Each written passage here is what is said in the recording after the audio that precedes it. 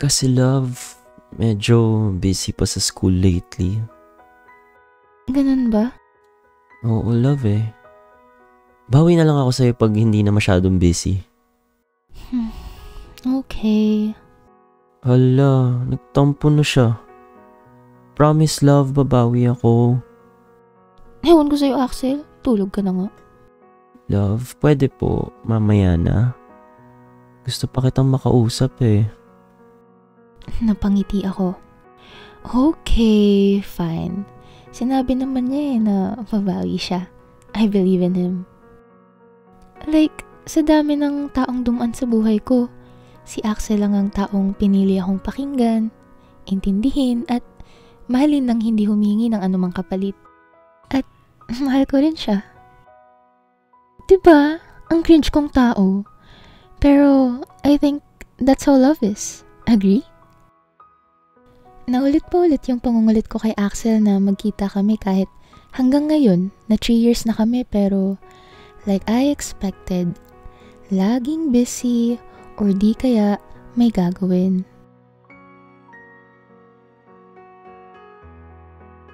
Pagdating ng break time ay tumambay ako sa kantin mag-isa habang inaantay ang ibang friends. Nagulat ako nung biglang may bumatok sa akin. Like, seriously bro? Uy, Rina! Si Miro lang pala. Ready na sana ako manapak eh. Lakas talaga nito mabwisit kahit kailan. Ito ang nag-iisang boy best friend ko. Kung si Axel ang lalaking mahal ko, well, si Miro naman ang taong nakakaalam ng lahat ng kalokohan ko sa buhay. Ano, kinikilig ka na naman mag-isa dyan? Inirapan ko siya. Panira talaga ng moment to kahit kailan eh.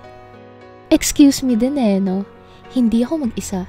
For your information, may jowa ako. Ikaw ang inggit kasi no girlfriend ka since birth ka. Oh, wow, jowa. So, anong balita?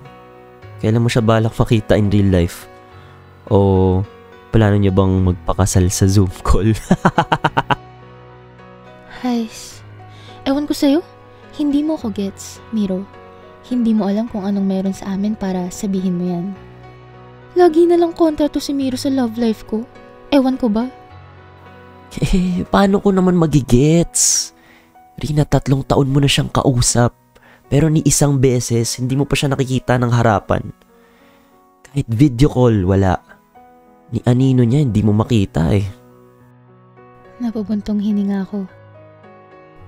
Ano naman kami ah? Voice call dati. Voice call lang? Bakit? Kasing pogi ko ba yan? Nag-acting pa siya na pogi-pogi kaya inirapan ko siya. Ang pangit! Hindi mo pa rin nakikita yung mukha ng mokong na yan. May mga pictures naman siya. Rina naman. Matalino ka pero pagdating sa pag-ibig, ang bobo mo. Fine. Alam kong valid ang mga sinabi mo. Pero wala akong pake. Kasi mahal ko si Axel. Period. At hindi ko hahayaan na mawala siya, no? Sa dami ng satsat ni Miro talagang napaisip ako that time. Nang gabing yun, hindi ako mapakali. 3 taon na kami ni Axel. Pero bakit nga ba hindi ko pa siya nami-meet? Yan. Ganyan ang naging mga tanong ko sa sarili ko na sinet aside ko kasi mahal ko si Axel eh. Like, oo, sabihin na nating may dahilan siya.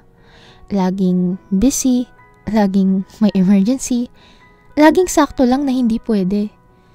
Umabot sa point na ganito na yung mga naiisip ko. Pero paano kung... No, erase. Ayoko nang isipin. Ayokong mag-overthink kasi may tiwala ako sa kanya. Sobrang dami kong gustong itanong at sabihin. Para akong baliw sa kakaisip. Nakakatawang balikan. Axel, gusto kitang makita. Bago ko pa ma-overthink yung sinabi ko, pinindot ko kagad ang send. Naglakas loob din ako na baka pagbigyan niya na ako nung time na yan. Grabe ang panik ko sa isasagot niya noon. Paktay. Nakita kong nag-type siya at nawala. Gusto ko nang ibato yung cellphone ko at mag-offline. Pero gusto ko rin naman malaman yung sagot niya. Ilang minuto bago siya sumagot. Talaga? Oo naman. Anong gusto mong gawin pag nagkita tayo? Napangiti ako. Ito na. Gusto lang kitang yakapin. Then, siguro, mag-date tayo? Kasi feeling ko ang dami na nating utang na date sa isa't isa. And, syempre, I wanna spend more time with you kahit magtitigan lang tayo buong magdamag. Nag-intay ako. 2 minuto. 5 minuto. Pwedeng next month? Medyo busy pa ako ngayon eh. Alam mo naman. Damn. Sabi na eh. Ito na naman sa busy siya. Napangiti na lang ako. Kahit may konting kirot sa loob ko. Ilang promise na ba ang sinira niya?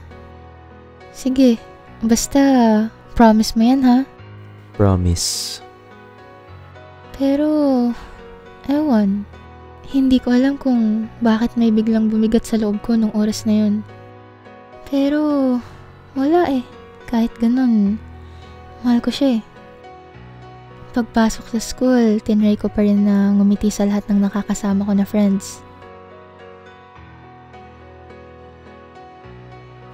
Papunta ako sa kantin kasi kakatapos na ng practice ng basketball namin. Malayo pa lang eh, kita ko na si Rina.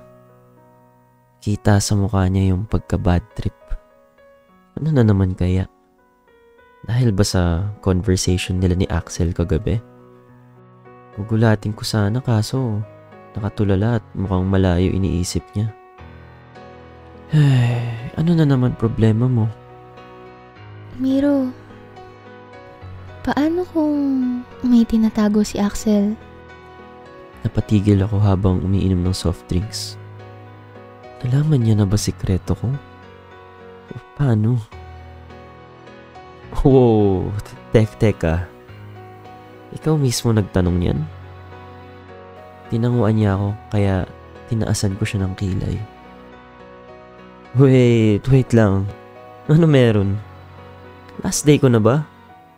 May bago ba? Anong ginawa niya? Siguro ayaw niya pa rin pumayag makipagkita sa'yo, no? I tried to act cool. There's no way para malaman niya yung sekreto ko. Wala. Oh? Yun nga ang problema. Wala siyang ginawa. Just tell him you want to meet him. That's it, Rina. Hindi ko rin alam bakit ko sinasabi sa kanya to. Eh, alam ko naman na hindi ko siya kikitain bilang Axel. I already did, but I had no luck. Luck? Luck para makita siya? Hewan ko sa'yo, Rina. Axel, hindi ako maghihintay ng 1 buwan. Hindi na ako maghihintay ng kahit ano pang dahilan at alibay mo. I can't wait to meet you. Pag open ko ng phone, ito agad yung bumungad. Gumuho man ang mundo o di kaya iwan mo man ako. Gagawin ko ang lahat. Hahanapin kita, nasan ka man. Gusto mo ba makita yung next part? Click mo lang yung join sa tabi ng subscribe.